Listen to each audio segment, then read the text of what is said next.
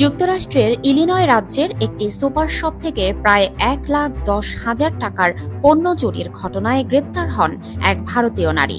ঘটনাটি সামনে আসার পর মার্কিন দূতাবাস ভারতসহ বিদেশি ভ্রমণকারীদের উদ্দেশ্যে কড়া বার্তা দিয়েছে, যে কোনো অপরাধে শুধু আইনি জটিলতা নয়, ভিসা বাতিল ও ভবিষ্যতে যুক্তরাষ্ট্রে প্রবেশের অযোগ্যতার ঝুঁকিও তৈরি হতে পারে।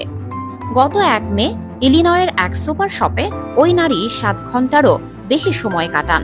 দোকানের বিভিন্ন জায়গায় ঘুরে ঘুরে পণ্য সংগ্রহ করেন, কিন্তু কোনো কিছু মূল্য পরিশোধ না করেই পশ্চিম গেট দিয়ে বেরিয়ে যাওয়ার চেষ্টা করেন তিনি। ততক্ষণে এক কর্মচারীর চোখে পড়ে যায় পুরো বিষয়টি।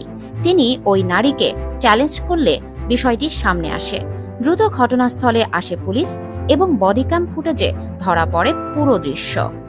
এ ঘটনার পর মার্কিন দূতাবাস সামাজিক যোগাযোগ মাধ্যমে এক বিবৃতিতে জানায়, চুরি, হামলা বা জালিয়াতির মতো অপরাধ শুধু কারাবরণের কারণ নয়, এতে আপনার ভিসাও বাতিল হতে পারে, এমনকি ভবিষ্যতে আর যুক্তরাষ্ট্রে প্রবেশের সুযোগও হারাতে পারেন।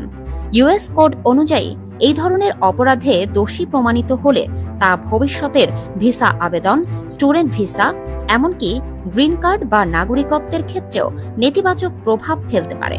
বিশেষজ্ঞরা বলছেন, এই ঘটনা ভারতের বহু ছাত্র, পর্যটক ও অভিবাসন প্রত্যাশীদের জন্য একটি স্পষ্ট সতর্কবার্তা।